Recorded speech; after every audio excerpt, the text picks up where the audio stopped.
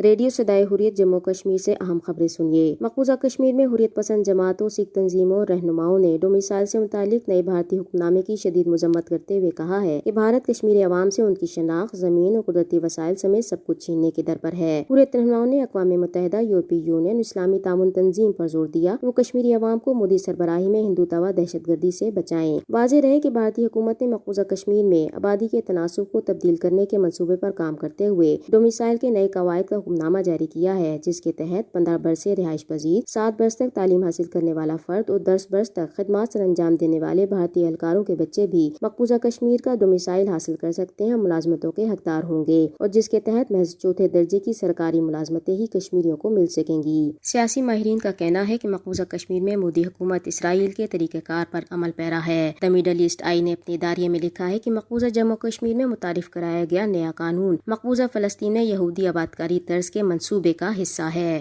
مقبوضہ کشمیر میں corona virus کے پیش نظر بھارتی حکومت کے غیر سنجیدہ اقدامات نے کشمیریوں کے لیے مسائل میں اضافہ کر دیا ہے۔ بی بی سی نے لکھا ہے کہ مقبوضہ کشمیر میں انٹرنیٹ پر مسلسل پابندی کورونا وبا کے تناظر میں بڑے خطرے کا پیش خیمہ بھی بن سکتی ہے۔ Kashmiri doctors on line corona work shop میں حصہ لینے سے قاصر ہیں۔ ادھر دمہال ہانچی پورہ کولگام میں گزشتہ روز 2 افراد کو گولیاں مار کر ہلاک کر دیا گیا۔ تریگام کپواڑہ میں بڑے پیمانے پر تلاشی آپریشن بھی شروع کیا گیا ہے۔ خبریں ختم ہوئیں۔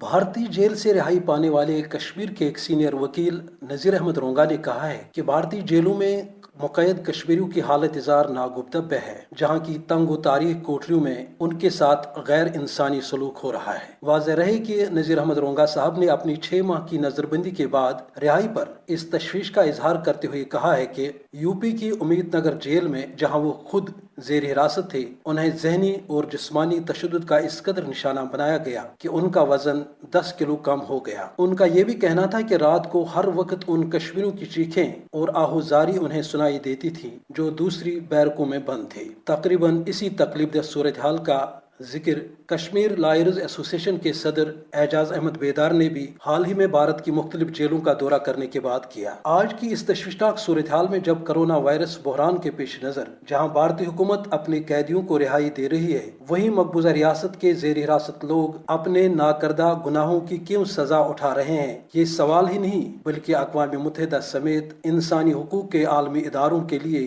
لمحہ فکریہ بھی ہے۔ تبصرہ ختم ہوا۔